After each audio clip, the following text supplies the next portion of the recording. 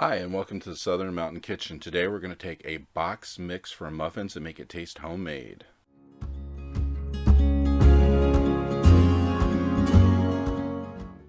So we're starting with a wild blueberry muffin mix, which you can buy at places like Walmart. The thing is, most of these mixes taste oily because mostly what you're putting in is like an oil and water mix with eggs. We're going to change that a little bit. So what we're going to do is dump in the mix into our mixing bowl. And then after that, we are going to add 2 eggs, because that was what it called for on the actual recipe on the back of the box. And then we're going to substitute. So instead of putting in water, you're going to put 2/3 cup of milk. And instead of oil, you're going to add a stick of melted butter. This way, we have removed that oily taste that they have.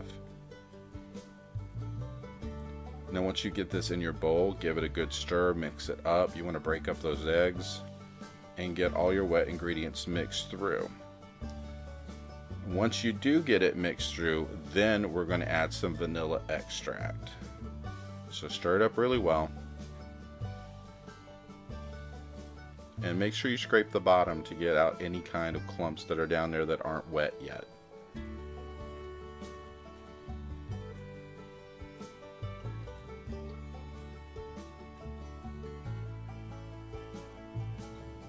Alright, so once you make sure you're completely mixed through, you're going to add 1 tablespoon of vanilla extract. Yep, I eyeballed it. I didn't feel like measuring it, but I like vanilla extract. So mix it up again, get that completely mixed through because you want the actual flavor of that through the whole mix.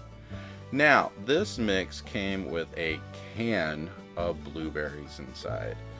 I'm going to use those, but I also went to Aldi and picked up some actual fresh blueberries, which only cost me $1 and some change. And I put the 2 together because I didn't want to waste the can, because I'm not about wasting.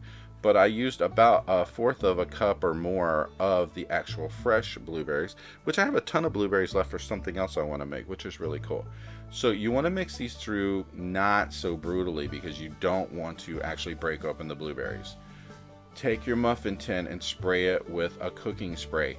Now, when you see that I'm only going to fill up 6 of these slots, it's because I have a really jumbo muffin pan.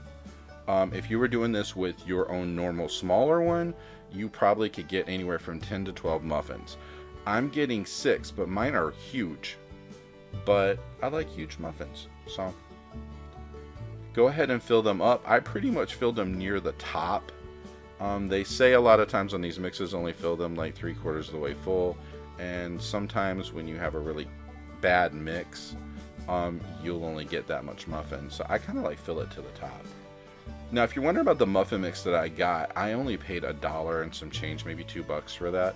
So this whole process is not expensive. It's very good on the pocketbook when you go shopping because you're not wasting a lot of money. So basically, I'm getting some homemade tasting jumbo muffins, 6 of them, and I really only spent less than $4. So once you get them completely filled up, you're about ready for the oven. Make sure you preheated that oven to 350 degrees.